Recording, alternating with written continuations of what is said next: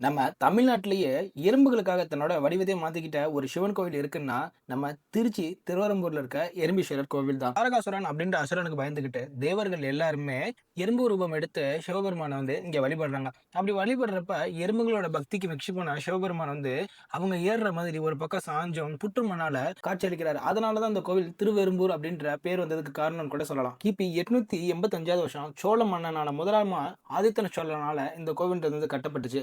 1314 வருஷத்துல இந்த மாளிகாபுரால படையெடுப்புக்கு உள்ளாக்கப்பட்டுச்சு. கர்நாடக போர்ல பிரெஞ்சு தளபதிகளுக்கு இந்த கோவில்ன்றது கூடாரமா விளங்கி இருந்துச்சு. இதுல சுரங்கப்பாதை வழியா நம்ம போனோம்னா தஞ்சாவூருக்கு போக முடியும் அப்படின்ற ஒரு செவி வழி கதை அப்படின்றது இருக்கு. ஆனா இங்க சுரங்கப்பாதைலாம் ஒண்ணும் கிடையாது. ரெண்டே ரெண்டு சுரங்க அறை மட்டும்தான் இருக்கு. இங்க சிவபெருமான் புற்றா இருக்கிறனால அவருக்கு எந்த ஒரு அபிஷேகமுமே கிடையாது. அவருக்கு முழுக்க முழுக்க தைல காப்பு மட்டும்தான் சாத்துறாங்க. இந்த கோவிலோட எக்ஸாக்ட் லொகேஷன் எங்க இருக்குன்னா, திருச்சி டு தஞ்சாவூர் ஹைவேல மலைக்கோவில் அப்படின்ற ஏரியால தான் இந்த கோவில்ன்றது இருக்கு. யார் யாரெல்லாம் இந்த கோவிலுக்கு போயிருக்கீங்க அப்படின்றத கமெண்ட்ல சொல்லிட்டு அதிகமா கோயிலுக்கு போற உங்க ஃப்ரெண்டுக்கு இதை ஷேர் பண்ணுங்க.